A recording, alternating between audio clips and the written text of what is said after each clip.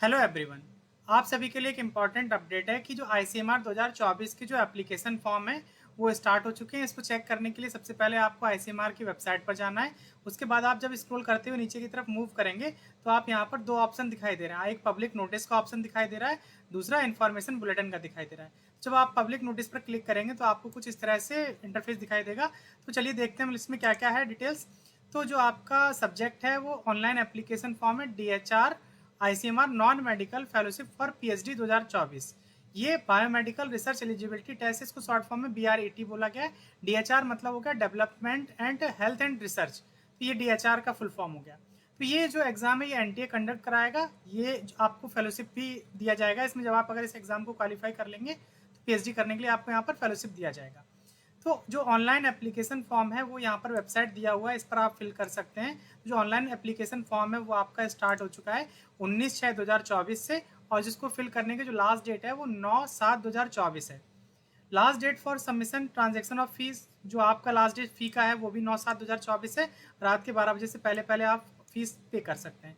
जो आपका correction window है वो आपका 10/7/2024 को स्टार्ट होगा और 11/7/2024 को बंद हो जाएगा।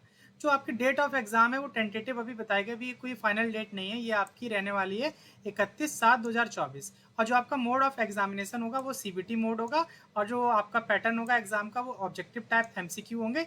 मीडियम जो है वो इंग्लिश ओनली है, यानी कि आपको हिंदी में पेपर नहीं मिलने वाला है। ड्यूरेशन की बात करते हैं तो 120 मिनट का आपका पेपर होने वाला है, यानी कि ये लगभग 2 घंटे के बराबर है। तो यहाँ पर वेबसाइट मेंशन किया हुआ है, तो ये लिंक मैं वीडियो के डिस्क्रिप्शन में दे दूंगा, वहां जाकर के आप फॉर्म को आसानी से फिल कर सकते हैं। वहीं दूसरा पॉइंट जो है यहाँ पर वो मेंशन किया गया है वो है आपका इन्फॉर्मेशन बुलेटिन। जब आप इन्फॉर्मेशन बुलेटिन पर क्लिक करेंगे तो आपको कुछ इस तरह से इंटरफेस दिखाई देगा।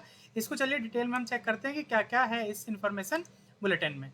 जब इन्फॉर्मेशन बुलेटिन पर आप जाएंगे तो DHR ICMR non medical fellowship for PhD biomedical research eligibility test 2024 का ये आपका पूरा प्रोस्पेक्टस दिया हुआ है। इसमें जो आपके टोटल पेज हैं वो 76 के अराउंड है। इसमें सिलेबस से लेकर के सब कुछ मेंशन किया गया है। तो यहाँ पर आपका सबसे पहले है कि आपका कंटेंट में क्या क्या है। तो इसमें आप देख पा रहे हैं कि सबसे पहले आपका जो इंट्रोडक्शन दिया गया एनटीए के बारे में वो आप एक बार रीड कर लीजिएगा। आपका एलिजिबिलिटी क्राइटेरिया दिया गया है कि क्या क्या आपका एलिजिबिलिटी क्राइटेरिया है। डिटेल्स ऑफ एग्जामिनेशन दी गई हैं, ठीक है, क्या क्या डिटेल्स हैं वो सब मेंशन किया गया है।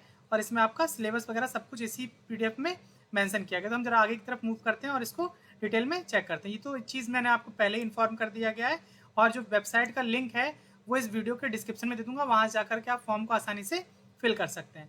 बात करते हैं फीस की, किसके लिए आपको कितना फीस पे करना पड़ेगा।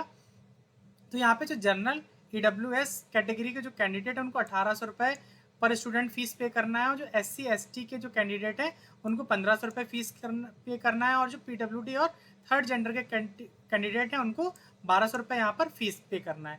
आप किसी भी मोड से यहाँ पर फीस पे कर सकते हैं, वो यहाँ पर मोड जो है वो सारे यहाँ पर मैंसन किए गए, ठीक है। इसके अलावा जो आपकी डेट्स जो है वो मैं पहले बता चुका हूँ, वो आपका यहाँ पर मेंशन किया गया है, उसको एक बार रीड कर लीजिएगा आप। इसके अलावा पूरा इस PDF में कैसे कैसे आपको फॉर्म को फिल करना है तो स्टेप 3 में दिया हुआ है। स्टेप फर्स्ट में सबसे पहले आपको ऑनलाइन फॉर्म का ईमेल ID या मोबाइल से आपका रजिस्ट्रेशन करना है। उसके बाद में आपको अपनी सारी डॉक्यूमेंट्स और डिटेल्स को फिल करना है।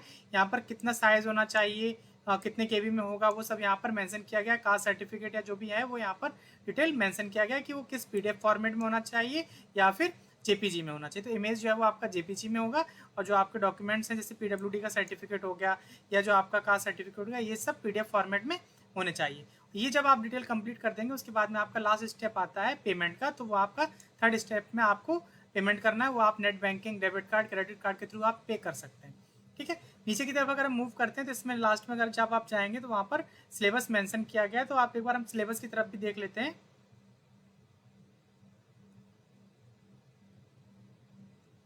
तो यहाँ पर पहले देखिए आप मेंशन किया गया एलिजिबिलिटी क्राइटेरिया क्या है।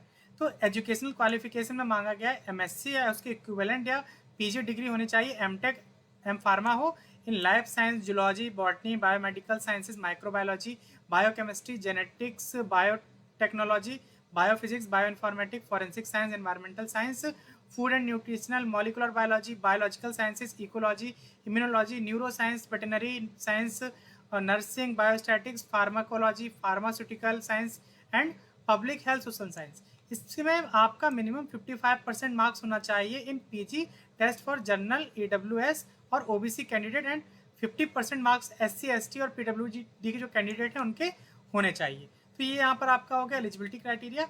ए candidate who is appearing has appeared in the final year, जिसका फाइनल ईयर है या फोर्थ या सिक्स सेमेस्टर है which is applicable, and final year where semester system is not there of MSc और equivalent post graduate test during the session, तो वो भी यहाँ पर क्या कर सकते हैं, रिजल्ट अवेटेड स्टूडेंट भी जो है वो अप्लाई कर सकते हैं। Such candidate will have to submit the attestation format given in annexure 1। Annexure 1 में एक फॉर्मेट दिया गया है जो अपियरिंग के कैंडिडेट है उनके लिए, तो उनको वहाँ पर अपलोड करना होगा।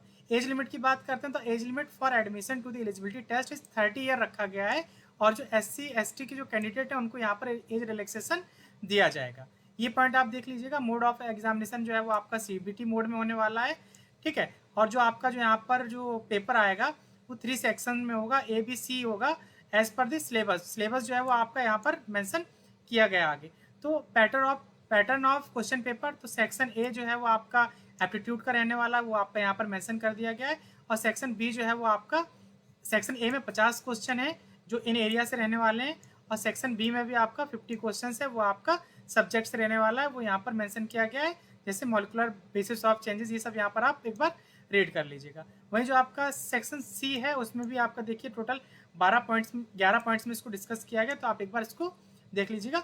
मीडियम ऑफ एग्जामिनेशन जो है वो केवल इंग्लिश ओनली है, और जो यहाँ पर कौन कौन से सब्जेक्ट टू द टेस्ट जो वो है वो सब यहाँ पर मेंशन कर दिया गया है, तो आप एक बार इस PDF को अच्छे से रीड कर लीजिएगा।